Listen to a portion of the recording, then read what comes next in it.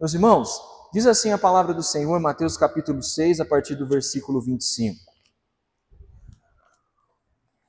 Portanto, eu lhes digo, não se preocupem com a sua própria vida, quanto ao que comer ou beber, nem com o seu próprio corpo, quanto ao se vestir. Não é a vida mais importante que a comida e o corpo mais importante que a roupa? Observem as aves dos céus. Não semeiam, nem colhem, nem armazenam em celeiros. Contudo, o Pai Celestial as alimenta. Não tem vocês muito mais valor do que elas? Quem de vocês, por mais que se preocupe, pode acrescentar uma hora que seja a sua vida? Porque vocês se preocupam com roupas? Vejam como crescem os lírios dos campos, eles não trabalham, não tecem. Contudo, eu lhes digo que nem Salomão, em todo o seu esplendor, vestiu-se como um deles. Se Deus veste assim a erva do campo, que hoje existe e amanhã é lançada ao fogo, não vestirá com muito mais a vocês, homens de pequena fé? Portanto, não se preocupem dizendo que vamos comer, que vamos beber ou que vamos vestir, pois os pagãos é que correm atrás dessas coisas, mas o Pai Celestial sabe que vocês precisam delas. Busquem, pois, em primeiro lugar o reino de Deus e a sua justiça, e todas essas coisas lhes serão acrescentadas. Portanto, não se preocupem com o amanhã, pois o amanhã trará as suas próprias preocupações. Basta a cada dia o seu próprio mal. Você pode se assentar, fica à vontade aí no seu lugar. Meus irmãos, esse mês, o que o Senhor propôs ao meu coração de pregar ao longo de uma série de mensagens do mês de novembro, foi pregar sobre o reino de Deus. Você está comigo aqui? Nós aguardamos o reino de Deus, nós desejamos o reino de Deus, a nossa alma clama pela volta de Jesus e nós anseiamos por um reino maior do que esse, sim ou não? E quando eu abri esse texto, ele é o primeiro texto do Novo Testamento que começa falando de reino. E sabe o que eu achei mais interessante? Que quando a palavra começa a falar sobre reino, ela não começa falando sobre as coisas dos céus, mas ela começa falando sobre nós nos tranquilizarmos quanto às coisas dessa terra. E o texto, se nós olharmos o capítulo 6 inteiro, ele começa falando, e Jesus começa a dar uma aula para as pessoas, não sobre o reino de Deus, mas para falar para elas que elas precisavam deixar de ser ansiosas quanto às coisas dessa terra. Você está aqui comigo? Tem alguém ansioso aqui? Alguém que quando vai chegando no final do mês e dá uma olhada no extrato do banco, fala, Senhor, misericórdia, eu acho que eu estou começando a passar mal. Ou é só eu? Tem alguém, será que quando vai vindo o dia 10, começa a ficar ansioso, falando, Senhor, se o patrão não pagar no dia 10 agora, tudo vai dar errado, o sangue de Jesus tem poder. Será que tem alguém aqui entre nós que às vezes fica ansioso e come a unha e vai comendo até ficar a minha avó dizia assim, ficar no sabugo, eu não sei se os irmãos entendem o que é isso, que fica fininho aqui de tanta ansiedade. Para os irmãos que namoram e aí ficam uns dias sem ver namorado, e vai passando os dias até que chega o dia de ver, dá aquela ansiedade, parece que tem borboletas no estômago. Nós somos, por essência, as pessoas ansiosas. E por essência, o tempo que nós estamos vivendo, a nossa geração que nós estamos vivendo, ela ainda é mais ansiosa do que a geração dos nossos pais e dos nossos avós, amém? Está em nós um anseio pelas coisas. É muito comum nós sentarmos para conversar e aconselhar pessoas, e pessoas com 20 anos preocupadas porque ainda não têm a sua casa própria, o seu carro de luxo, não passaram no concurso e ainda não são bilionárias. Deixa eu tranquilizar o seu coração nessa noite, nessa manhã. Está muito cedo para tudo aquilo que Deus tem para fazer na nossa vida, amém? Eu vou falar de novo que talvez você não tenha entendido o que eu estou querendo dizer com isso. Está muito cedo para todas as coisas que o Senhor ainda vai realizar sobre você, meu irmão. Está muito cedo para todas as coisas que Deus tem para nós. Ainda existem muitas e muitas coisas que Deus vai fazer. E se você deixar o seu coração se acelerar com isso, se você começar a ficar ansioso com isso, depressivo com isso, começar a morrer com isso, talvez Deus tenha uma promessa gigante para você, mas você vai se matar no meio desse caminho. Existe um pastor que ele diz o seguinte: olha, Deus me deu uma mensagem e Ele me chamou para ser o cavalo que transporta essa mensagem, mas eu matei esse cavalo e agora eu não posso mais entregar essa mensagem. Sabe o que ele queria dizer com isso? Ele ficou doente, porque ele ficou doente, ele não pôde mais levar a mensagem que Deus entregou para ele.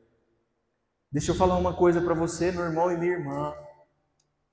Se nós não cuidarmos da nossa ansiedade, pode ser que ela nos mate, ao ponto de nós não conseguirmos concluir aquilo que Deus gostaria que nós concluíssemos. Se nós não segurarmos em nós esse desejo e essa busca ardente pelo futuro, pode ser que o futuro não chegue e nós terminemos a nossa corrida sem realizar aquilo que nós gostaríamos. Eu quero ter uma vibe meio profética para você nessa noite, nessa manhã. Ainda dá tempo de você ter filhos, calma. Ainda dá tempo de passar no concurso, calma. Ainda dá tempo de ver a sua empresa crescer, calma. Ainda dá tempo de esperar as coisas acontecerem, calma. O Senhor está nos chamando não para sermos ansiosos, mas o texto diz: buscai primeiro o reino de Deus e todas as outras coisas vos serão acrescentadas. A ansiedade é o mal desse século, ela atinge homens, mulheres, jovens, velhos, doutores, analfabetos, religiosos, ateus. Todo mundo está com o nervo à flor da pele. Tem um teólogo chamado Isber que ele diz o seguinte: a ansiedade é como você estar crucificado no meio de dois ladrões. Um é o ladrão do passado, que a todo tempo te atormenta com remorso. E o outro ladrão é o ladrão que te faz constantemente pensar no futuro e não viver o presente. Repita assim comigo: presente. Não é à toa que o nome do estado que nós estamos agora é presente, sim ou não? Presente, é o mesmo presente do Natal, é o mesmo presente que nós falamos no nosso português para o tempo de agora, meu irmão. O tempo de agora é o único que é um presente para você. É o único que você pode mudar, é o único que você pode fazer. É só esse. O passado ele não vai voltar mais, o futuro você ainda não alcançou, mas essa realidade de agora, essa é a que você vive agora e para você ela é um presente. Só que o que o Senhor me mostrou com esse texto é isso aqui, ó, como nós vamos vencer as nossas ansiedades. Porque eu quero falar para você que as suas preocupações são as mesmas que as minhas. Todo dia 30 do mês eu olho o caixa da igreja, eu falo: Senhor, faz um milagre, gera ansiedade no meu coração. Assim como você, as minhas preocupações na minha vida particular, elas também me geram ansiedades, assim como você. Mas como a palavra de Deus pode nos ajudar a vencer toda ansiedade? Esse texto ele lista pelo menos 3 coisas que nós precisamos ter para que essa ansiedade seja curada dentro de nós.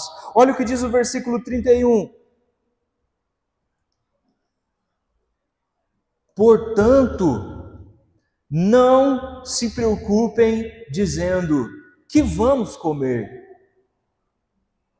que vamos beber, que vamos vestir. Preste atenção no versículo 32. Pois os pagãos é que correm atrás dessas coisas. Mas presta atenção nisso aqui. Mas o Pai Celestial sabe que vocês precisam delas. Meu irmão, minha irmã, quem aqui gosta de comer arroz com feijão? Eu amo. Macarrão, vai falando glória a Deus. Pastel, lanche. Quem aqui gosta de todo dia de domingo, quando vai começar o culto da manhã ou da noite, você ir lá no seu guarda-roupa abrir e falar assim, eu quero pegar a minha roupa que está mais lavadinha, passadinha, bonitinha. Quem aqui gosta? É bom demais. Só que às vezes nós olhamos e a gente acha que vai faltar comida na nossa mesa.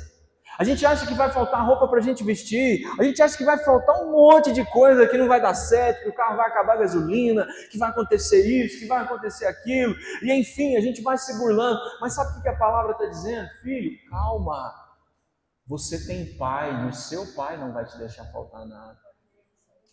O texto está dizendo para nós, olha, os pagãos, ou seja, aqueles que não têm Deus, esses têm que se preocupar com o que eles vão comer, eles têm que se preocupar com o que eles vão vestir, eles têm que se preocupar com as muitas preocupações da vida, mas vocês saibam que vocês têm um Pai Celestial que cuida de vocês e sabe exatamente o que você precisa.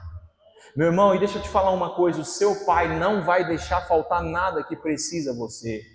O seu pai não vai te desamparar em todas as coisas. A Bíblia diz, eu nunca vi um justo mendigar um pão. E eu tenho certeza que todos nós já passamos por algum momento de dificuldade, já passamos por uma adversidade, todos nós, mas nós nunca deixamos de comer e nunca faltou roupa para nós vestirmos, sim ou não? Mas talvez você diga assim, pastor, eu ainda não tenho o carro que eu queria, e Deus sabe o carro que eu gostaria de ter.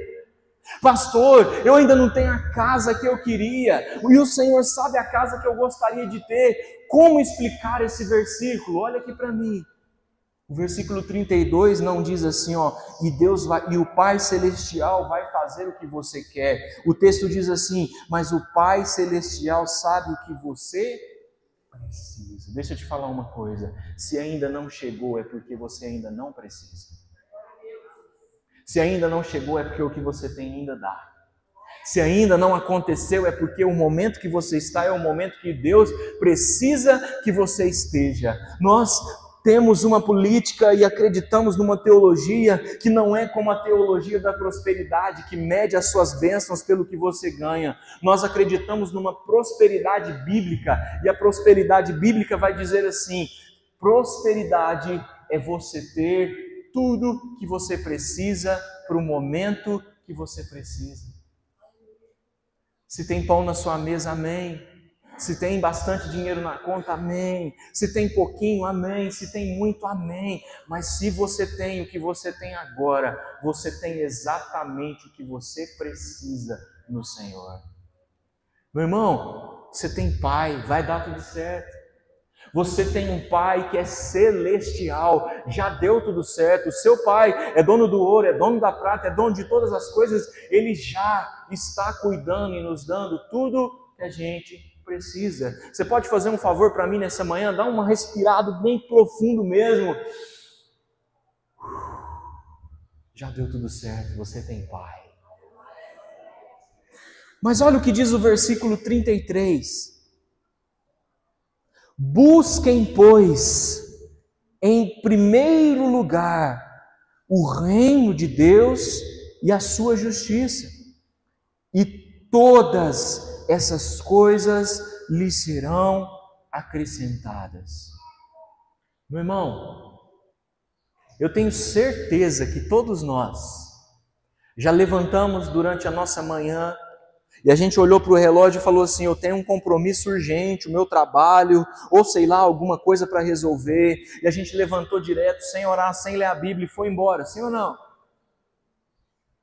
O texto está dizendo a nós, busquem primeiro o reino de Deus, a sua justiça, e todas as outras coisas vos serão acrescentadas. Você está comigo aqui? Posso te revelar um segredo nessa manhã? Quer deixar de ser ansioso? Comece o seu dia fazendo um manual que eu chamo de tríade, que é a seguinte, é como esse tripé aqui, 3. Oração, leitura da Bíblia e jejum. Se nós levantarmos orando, lendo a Bíblia, jejuando ou buscando a face de Deus, nós temos um tripé que derruba toda a ansiedade do nosso coração. Se você é assim como eu, às vezes eu acordo no meio da madrugada preocupado com as coisas. Eu perco o sono, a minha cabeça se perde, às vezes eu fico olhando, eu viro para o lado, eu olho minha esposa, eu olho para o teto, eu fico pensando nas coisas, nos compromissos, e aquilo começa a gerar ansiedade no meu coração. Mas eu entendi que quando eu me levanto, eu dobro os meus joelhos e eu oro. Parece que quando eu termino a minha oração, eu lancei todas as minhas ansiedades aos pés de Jesus e está levantando um João tranquilo para enfrentar os desafios do dia. Quando eu termino a minha oração e eu vou para a minha Bíblia e eu leio coisas como essa, saiba que você tem um Pai que está cuidando de você. Eu sei que o Senhor está cuidando de mim e eu estou pronto para vencer o meu dia sem ansiedade. Quando eu mato a minha carne em um dia de jejum, eu me conecto como nós estamos nos conectando nesses 100 dias, pelo final do ano em jejum e oração nas nossas igrejas. Eu digo à minha carne, não é você que manda em mim, o meu espírito fica mais forte.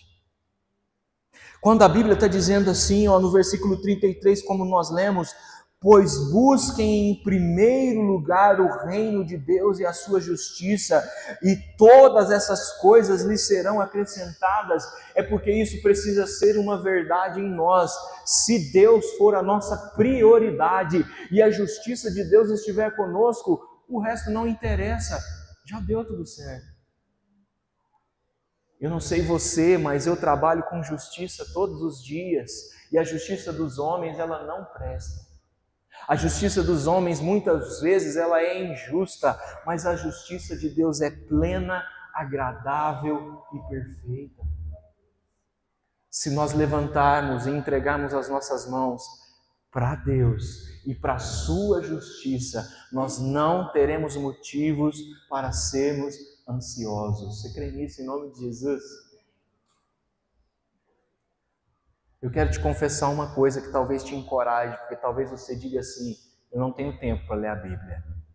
Eu não tenho tempo para orar, eu não tenho tempo para jejuar, eu não tenho tempo para buscar a Deus. Essa coisa é uma coisa de gente muito espiritual. Posso te falar uma coisa? Eu acrescentei desde 2020 30 minutos a mais no meu tempo de oração. Sabia que nada mudou na minha vida? O meu tempo eu continuei conseguindo cumprir todos os meus compromissos, eu consegui fazer todas as minhas tarefas como marido, como filho de Deus, como pastor. Na minha vida, 30 minutos não mudou nada na terra, mas mudou tudo no céu. Meu irmão, eu sei que o seu tempo é corrido, mas tira 30 minutos da sua manhã, da sua noite, do seu almoço. Eu tenho certeza que a realidade da sua vida vai mudar quando você der prioridade ao reino de Deus e à sua justiça. Só que o versículo 34 ainda diz algo mais poderoso ainda a nós, pois o texto diz assim: portanto, não se preocupem com o amanhã, pois o amanhã trará suas próprias preocupações, e basta a cada dia o seu próprio mal. Certa feita, eu estava conversando com uma psicóloga, e ela estava me explicando que na ciência deles, eles têm um traçado muito claro entre um quadro de depressão e um quadro de ansiedade. E ela dizia assim, a depressão é o excesso das pessoas que vivem no passado. Todo mundo que tem uma coisa mal resolvida no passado, fica remoendo o passado, às vezes um abuso que aconteceu no passado, uma tristeza, uma negativa do pai, uma negativa da mãe, uma decepção empresarial. Todo mundo que tem um problema no passado desenvolve depressão. Enquanto que a ansiedade é um problema para as pessoas que vivem com a cabeça no futuro. Estão preocupadas com o que o filho vai ser, estão preocupadas com o que a mãe vai acontecer com a mãe, o que vai acontecer com o pai, estão preocupadas se vão conseguir ter um emprego, ganhar o dinheiro que gostariam, se vão ter a honra que gostariam ter, se vão ser bem-sucedidas como gostariam. E quando elas se aceleram com a cabeça no futuro, elas desenvolvem ansiedade e ficam totalmente ruins consigo mesmo. E olhando por um olhar científico, Jesus está ensinando exatamente o que é ansiedade nesse versículo, porque olha o que ele diz: portanto, não se preocupem com o amanhã, pois o amanhã trará as suas próprias preocupações, e basta a cada dia o seu próprio mal. Tem uma frase do pastor Márcio que ela me ganhou desde o dia que eu ouvi essa frase sair dos lábios dele. Nós temos planos para viver até os 100 anos, amém? Eu quero viver até 200 se possível. Não quero morrer não, confesso a você, eu gosto de viver. E eu tenho planos para viver até os 100 anos, mas eu só tenho o dia de hoje. Eu tenho planos que, se você me perguntar, eu tenho projetos até para os meus bisnetos e tataranetos, eu tenho planos. Mas eu só tenho o hoje para viver. Isso não significa que nós vamos cantar aquela música, deixa a vida me levar, a vida leva eu. Não significa que nós vamos entregar e falar assim, já que é para Deus cuidar, então não vou cuidar mais de nada, vou seguir o meu caminho, seja o que Deus quiser. Não é isso. O que Jesus está querendo dizer para nós é: faça planos para o amanhã. Construa sim coisas para o amanhã. Pense no futuro e no amanhã. Mas viva o seu dia de hoje, porque cada dia vai ser um desafio diferente. Posso falar uma coisa para você? Os desafios não vão parar. Todos os dias vai ter um abacaxi novo para você descascar, uma batata quente que vai cair na sua mão. Mas isso é cíclico. Já viu o batimento cardíaco como é quando os médicos colocam no exame, ele vai lá em cima, ele vai lá embaixo, ele vai lá em cima, ele vai lá embaixo, e o único jeito de saber que a vida acabou é quando aquele negócio para e fica reto. Você já viu isso? O dia que a sua vida se tornar uma constante, ela acabou, a vida fica sem graça.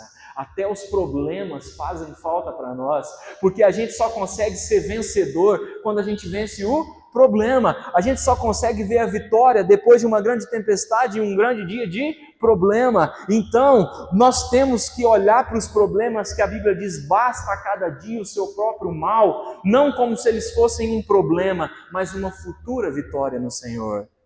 Não como se eles fossem uma tragédia do hoje, mas olhando e falando assim, o choro pode durar uma noite, mas a alegria vem pela manhã. Hoje pode estar ruim, hoje eu posso estar com problemas, hoje eu posso estar com adversidades, mas tudo isso aqui é o vestibular para a vitória que Deus está concedendo a mim no meu amanhã. Preste atenção nisso. Se nós entendermos que é um dia de cada vez que nós precisamos viver, toda a ansiedade ela vai ser tirada de nós. Amém aí, pessoal? Amém? Como eu disse aos irmãos, quando eu me propus a pregar sobre o reino de Deus, eu achei que nós iríamos começar falando de coisas dos céus, mas eu entendi uma coisa: para o reino de Deus vir a nós precisamos tirar de nós a ansiedade. Você está comigo aqui? Para o reino de Deus vir a nós precisamos tirar de nós as preocupações com esse mundo.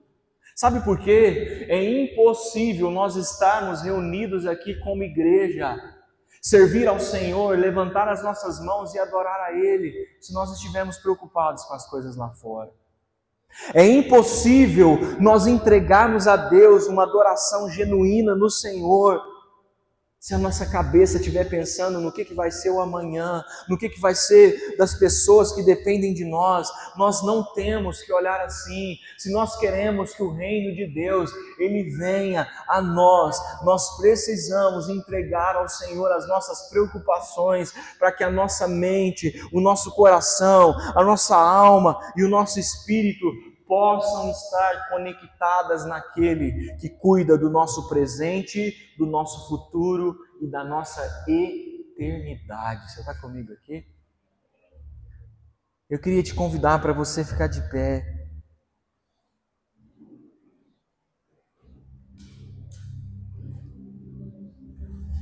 Muitas vezes, nosso coração ele faz planos.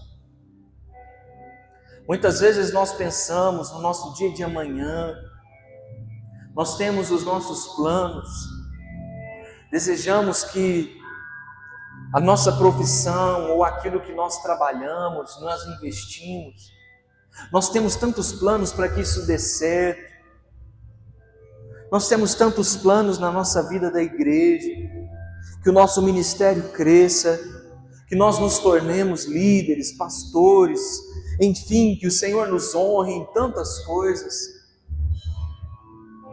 Mas sabe, lendo esse texto, eu entendi uma coisa.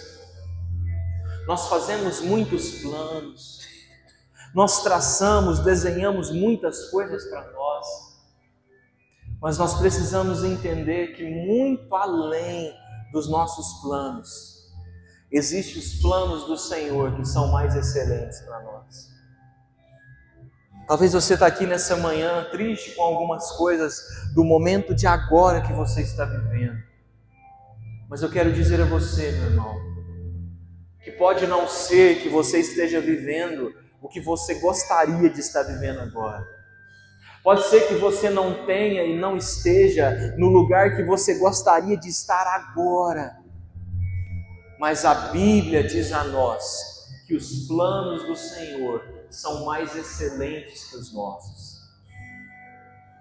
Pode ser que você não vá viver o que você gostaria de viver, mas se você entregar a sua vida ao Senhor, Deus vai fazer com que você viva não os seus planos, mas os planos que Ele está sonhando para você.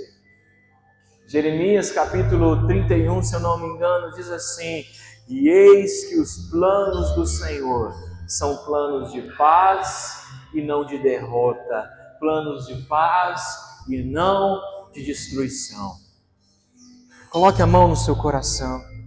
Pai, nessa manhã nós oramos e declaramos que seja lançada fora toda ansiedade.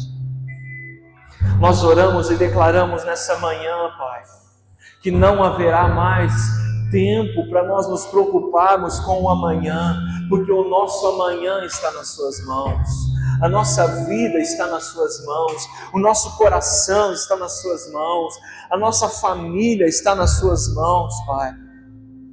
Nessa manhã nós entendemos que o Senhor é Pai, e que se nós ainda não temos o que temos, é porque o Senhor acha que o que nós já temos agora é o que nós precisamos para o agora. Nessa manhã nós entregamos a nossa vida e o nosso coração para o Senhor, entendendo que o nosso amanhã, o nosso futuro, os nossos problemas são só um momento para as vitórias que o Senhor está reservando para nós. E Pai, nós não queremos ser filhos e filhas ansiosos com as coisas dessa terra, ansiosos com o nosso futuro.